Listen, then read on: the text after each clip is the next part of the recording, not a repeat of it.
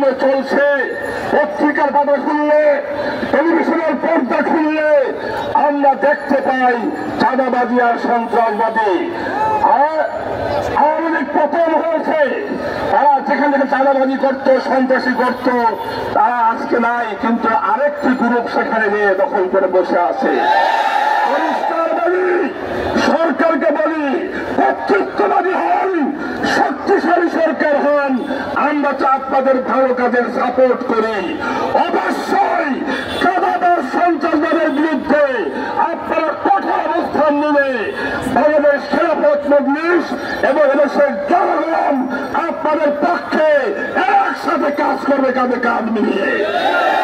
বাংলাদেশে কোন চাঁদাবাদের স্থান হবে না, কোন সন্ত্রাসের স্থান হবে না, কোন দখলবাজি চলবে না। আরেকটি বিষয় হলো, আজকে আমরা লক্ষ্য করছি যারা আমরা ফ্যাসিবাদ বিরোধী আন্দোলনে রাজপথে একসঙ্গে ছিলাম, বিএনপি, জামাত ইসলামী, ইসলামী আন্দোলন সহ আমরা একসঙ্গে ছিলাম, আমাদের ঐক্যকে আজকে আরো সুদৃঢ় করতে হবে।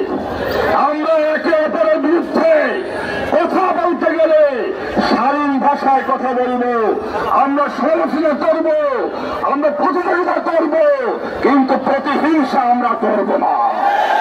আর আমি সকল দলকে, ফ্যাসিবাদ বিরোধী সকল দলকে আহ্বান করব।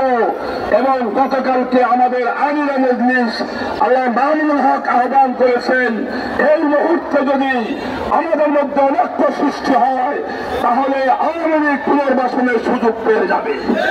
অতএব এখন এই সময় হয় নাই, আমাদের পরস্পর প্রতিযোগিতা থাকবে, কিন্তু আমরা একে অপরের বিরুদ্ধে কথা বলতে গেলে আমরা একটু খেয়াল করে বলবো এবং আমাদের ঐক্যকে আরো সুদৃঢ় করতে হবে।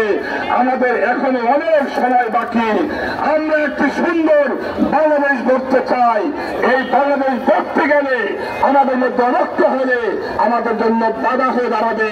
তাই আমি সকল দলকে বলবো, আমরা সকল ঐক্যবদ্ধ থাকবো এবং আমরা একে অপরের বিরুদ্ধে কারা সরাসরি করি এবং অশালীন কোন বক্তব্য আমরা দিব না। আমি সবাইকে ধন্যবাদ জানিয়ে আমার বক্তব্য শেষ করছি। আমাদের মিছিল শুরু হবে এখনই। তার ক্ষমতা টিকে থাকার জন্য ২ আগস্টে আমার ১৬শত মানুষকে গণহত্যা করেছে। এই খুনি শেখ হাসিনার অত্যাচারে একজন ঘরের শিশু পর্যন্ত রক্ষা পায় নাই। আমরা দেখেছি একজন শিশুকে ঘরের ভিতরে পুলিশ গুলি করে হত্যা করেছে। আজকে ১ বছর হয়ে গেল বর্তমান অন্তর্বর্তীকালীন সরকার।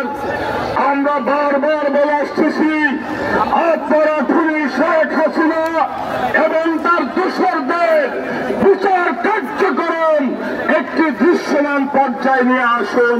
এখনো আমরা খুনি হাসিনার বিচার দৃশ্যমান পর্যায়ে দেখতে পারতেছি না। দেশের জনগণ খুনি শেখ হাসিনা সহ তার দোসরদের ফাঁসির কাজটা ঝুলতে দেখতে চায়।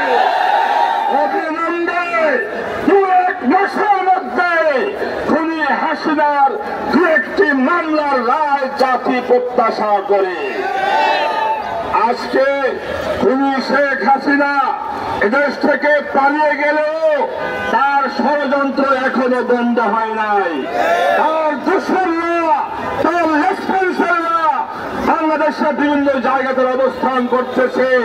আজকে আমাদের বর্তমান সরকার তার দোসরদের গ্রেপ্তার করে শাস্তির আওতায় আনতে ব্যর্থ হয়েছে। আমরা কি দেখলাম?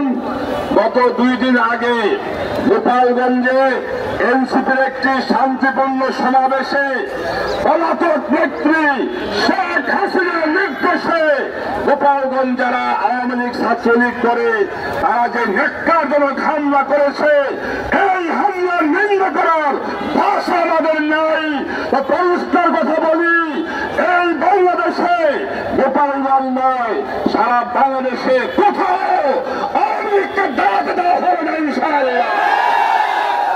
যেখানে আওয়ামী লীগ পাওয়া যাবে যাবে, ছাত্রলীগ পাওয়া যাবে, যুবলীগ হেলমেট লীগ পাওয়া যাবে। জনগণ প্রতিরোধ করবে, জনগণ প্রতিরোধ করবে।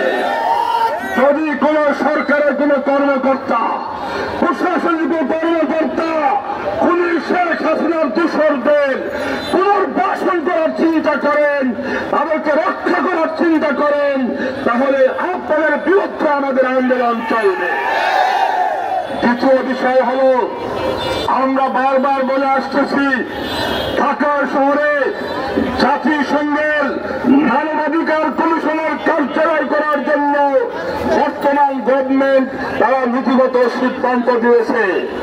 আমরা সরকারকে বলি, এখনো সময় আছে, অবিলম্বে আপনার সিদ্ধান্ত প্রত্যাহার করুন। বাংলাদেশের জনগণ ঢাকা শহরে, বাংলাদেশের কোন একটি শহরে জাতিসংঘের মানবাধিকার কমিশনের কার্যালয় দেখতে চায় না, বরদাস্ত করা হবে না। যে কোনো মূল্যে এই সিদ্ধান্ত আমরা সরকারকে প্রত্যাহার করতে বাধ্য করব। সর্বশেষ কথা হল, আজকে সারা বাংলাদেশে চাঁদাবাজ